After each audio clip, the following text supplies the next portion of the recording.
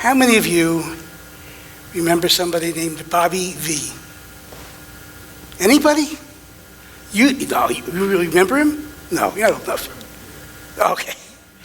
Bobby V was one of these teen idols back when I was a kid, along with, Dion and the Belmonts, all these guys. And he sang a number of songs that were very successful. One of them was called Devil or Angel. And some of you might remember it, even if you don't remember Bobby V. Devil or angel, I can't make up my mind. Like that, sound familiar vaguely? All right, well, like a lot of the songs that white rock and rollers sang in the 1960s, it was a cover of a song that had been done by a black group before. And this black group was a group called the Clovers, who are actually very important in the history of rock and roll. And if God is willing, this will actually play. We'll see. Here's a picture of the Clovers.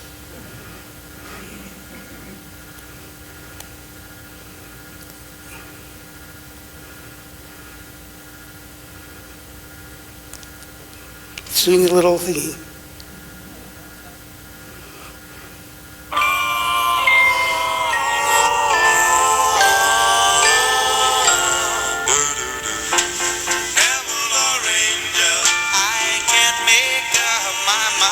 Much better than Bobby V. Which one you are, I'd like to wake up and find.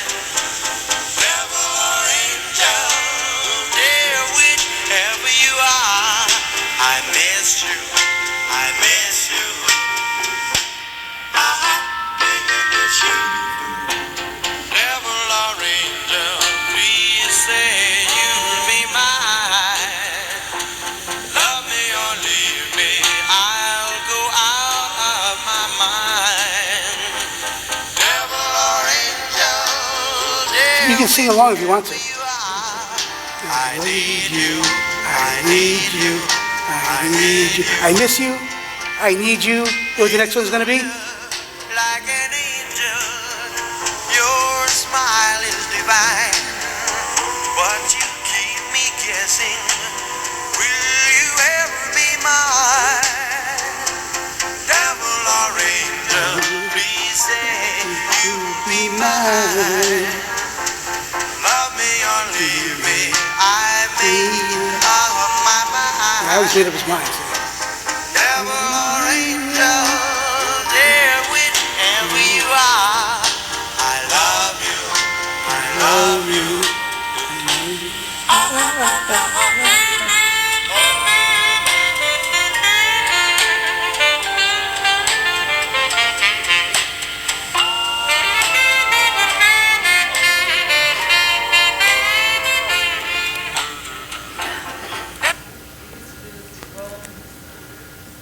You used to what? Oh, yeah? All right. If you say so. I mean, you were there, I'm sure. Yeah. Okay. All right, now, it's fun to listen to old music like the Clovers, but this really is my theme for tonight, because in this week's Torah portion, we have a problem. There is a meeting between the money-driven professional prophet Bilam, who is asked to curse the Israelites, and an angel who blocks his way on the route. Although he doesn't recognize that it's an angel, although his ass does. Now, I don't know if you have to know the text better, but this is really very funny when you think about it. This guy is a prophet, but he can't see the angel, but his donkey can. This is a little ironic, I have to say. All right, so this is what we're going to talk about tonight. What is a devil and what is an angel? So I watched several portions of the Republican National Convention this week. Don't put words in my mouth. Listening to the words of Donald Trump and his supporters about Trump himself and about Hillary Clinton, his Democratic opponent. And a single intriguing thought surfaced in my mind is either candidate the devil described by their opponents or the angel described by their own supporters. And we've all encountered someone who made us wonder, is the person really a devil or an angel? Don't get me wrong, I'm not talking about someone who has a rapid shifting between extreme states of being a devil one minute and an angel the next. I'm talking about something deeper. So I'm going to ask the question again. And please, don't call out anybody's name when I ask this question. Do you know someone you just aren't sure about? Someone who strikes you as a devil or an angel? Or someone depicted in the public domain as one or the other? Shouldn't we take these characterizations with a grain of salt? Put another way, when the Trump children or Chelsea Clinton express love and admiration for their parent, are they simply lying? You have to answer that question. No, well, I don't think so either. But if that's the case, then there's some implications to that.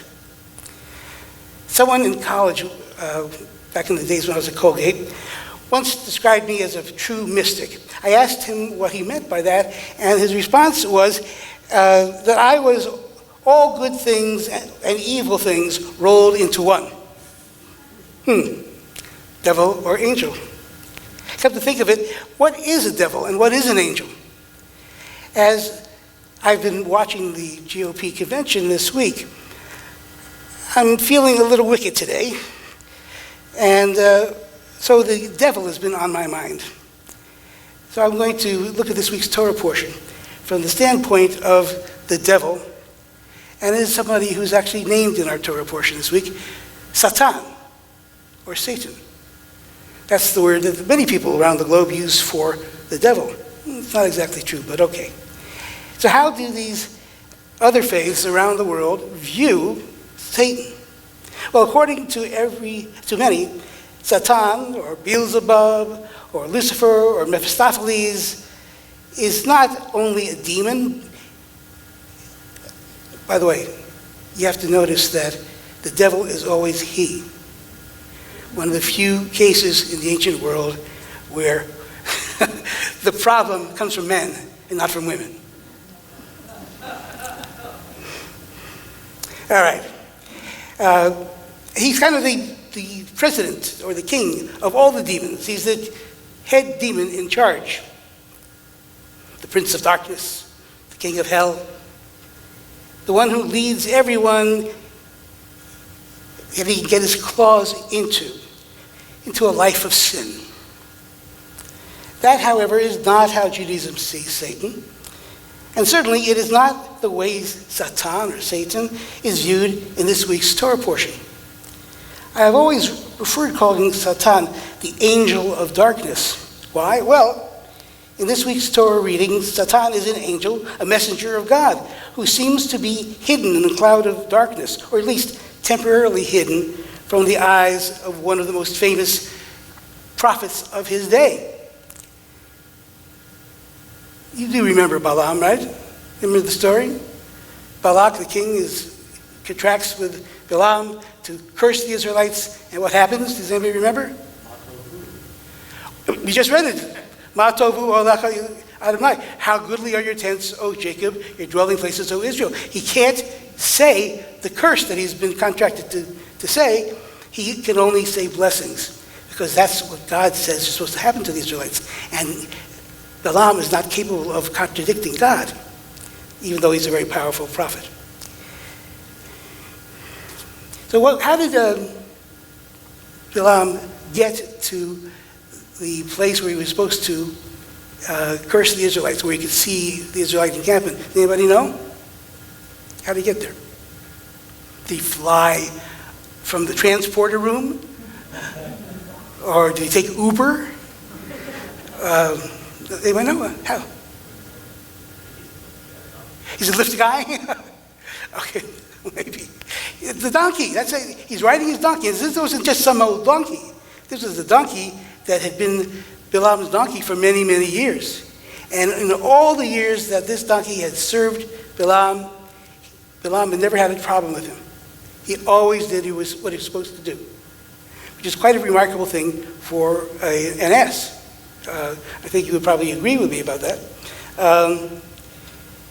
So, after faithful years of service, obedience to all of Bilam's commandments, the donkey seems to start behaving like a real ass. As he stops on a dime, he veers to the Republicans and to the Democrats, I mean to the right and to the left. He refuses to follow his master's orders to move forward. And, to make matters worse, one of the times he veers off the designated path, he gets his master's legs all scraped up and bollocksed up with a bunch of bushes by the side of the pathway. So why does the animal begin to act so uncharacteristically? Well, if the amazing talking donkey was pictured as an animated movie or a cartoon, they would have used Flip Wilson's voice, and the answer would be, why did the donkey not do what he was supposed to do? Because the devil made me do it. You see, the donkey wasn't just being stubborn. The donkey saw someone in the path, someone that Bilam doesn't see. Apparently, Bilam's eyes cannot see, perhaps because it's too dark, who knows, that there is an angel blocking the donkey's path. So, the angel of darkness, but the donkey is able to see Satan. The donkey is able to see the angel of darkness, but not his master. And the angel is not trying to lead Bilam into sin. Quite the contrary. The angel, Satan, is trying to block his path to prevent Bilam from cursing the children of Israel and contradicting God's express intention, which would be a big problem for Bilam. So in the Torah itself, there is no Satan who tries to lead people into sin, because if that were the case, then the angel would have said, by all means, right this way. Okay? The Satan who tries to obstruct or block the path of those who are heading into their own dilemma, their own moral problem. I remember as a kid seeing a Bugs Bunny cartoon. You know, they have cartoons where on one of Bugs' shoulder, on one side of his head, there's a little devil. And on the other side of Bugs' head, on the other shoulder, there's a little angel. And they're debating, they're trying to get Bugs to do one thing or to do the other. And Bugs is confused and he doesn't know who to listen to. Sometimes figuring out who to listen to is not so easy. So who are these little voices of the devil and the angel? Well, they're really different parts of our own conscience. They're the parts that want to convince us to do what's right, and the part that wants to convince us not to do what's wrong. You follow me? The part that wants us to go in a certain way and encourages it, and the other part that says, here's what you shouldn't do. Okay? And for us, as modern people, of course, we don't believe in voices and so on and so forth, but nonetheless, we do have the sense that within us there are these little voices that speak to us all the time. Maybe you don't actually hear them, but we think them. Some people just call them chatter. But they really are the kinds of things that set us up for thinking about what it is we ought to be doing. What are our obligations? So while there are sources in the Mishnah and the Gemara that refer to Satan as the voice of temptation, is really our ego, which interprets these voices of conscience, and the interpretation conditioned by our human expectation, our human rejection of the hard road of doing what is right, and our embrace of the easy path of easy virtue, and the seductiveness of the morally questionable, all of which leads us into making bad choices. Jewish sources do not contain images of Satan as the ultimate personification of evil that is so popular in the Christian Gospels and in the works of John Milton, for example. But our rabbis do remind us of one interesting piece of gematria found in the Talmud. Tractate Yoma 20a, which notes that the numerical equivalent of Hasatan, the Satan, the devil, the prince of darkness, Hasatan, is equal to 364, which leads some of the sages to say the significance of the number is that since there are 365 days of the year, there is one day of the year where Satan is not around, but only one. Can you guess which one that would be? Yom Kippur, exactly. That's the one day where Satan is not around, and therefore, here's the interesting thing that happens. On all the other days of the year, there are all sorts of things we think or that we say that try to connect the responsibility for bad choices on our part with something besides ourselves, something else we can say that is responsible, someone else who is responsible. But on Yom Kippur, it's the one day of the year where there is nothing else to blame for our errors. We are facing who we have been straight on, without distortion, without any kind of distraction. And when you think about it, that's something that could happen more often, but we are human beings, we are flawed, we are failed creatures, and so it's easy for us to connect with things that kind of let us off the hook. It happens all the time. But there's one day when it's very hard to do that, because everyone around us is doing the same thing. We're all confronting who we have been.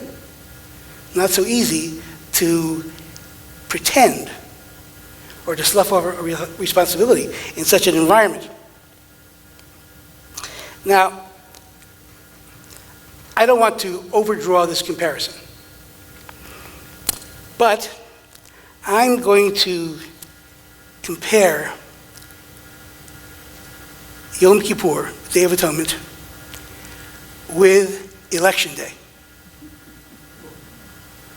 I'm going to say that just as in Yom Kippur, we are alone with our conscience, and we are sealed off from all the distractions, like in a voting booth, and we have to decide who are we actually going to put into positions of authority. Who do we want to say is going to be acting as our agent, taking on our responsibilities? And that's what you're doing when you vote. Like Yom Kippur, you're there on your own. Nobody can help you. In fact, it's against the law for anybody to help you. I don't want to make this too off the wall, but when you vote, it's one of those moments when you are really on your own, when you really have to look at who and what you are and who and what you want to do about your responsibility to other people and to the world. Do you have a good reason to vote for this person or that person, or to vote against somebody for that matter? Now, I want to say one thing about voting. You know, on Yom Kippur, as we try to repent and redirect our attention in more responsible ways, we have to bear in mind that there is an ultimate judge who will decide whether or not the way we are thinking about things and the decisions we are making are okay, if they are really in line with what our values ought to be. It's called the Heavenly Court. Although I do want to say that we do have a Supreme Court in this country, but I kind of think that even the Supreme Court has to defer to the Heavenly Court at certain times, that the Supreme Court has to be clear about what are the values, the ultimate values, and the positions that must be taken into account when you judge what is right and what is wrong in terms of our national policy. I'm not sure that's always done. Be that as it may. In the end, we have to pay attention, at least from time to time in our lives, with what we really believe and what we really think, and how can we really be responsible adult people. One of those times is Yom Kippur, and one of those times is when we vote. And for those people who are out there who say, it doesn't matter who you vote for, or it doesn't matter if you vote for some obscure candidate, or it doesn't matter if you vote at all, I think that is an abdication of responsibility. And not only because you don't have a right to criticize if you don't vote, although I do think that too, but because we are being contemptuous and irresponsible when it comes to what we say our ultimate values are, which are the values of the heavenly court. And that's what we need to be sure being applied in the courts here in our land. So with that, I want to say Shabbat Shalom. And thank you all.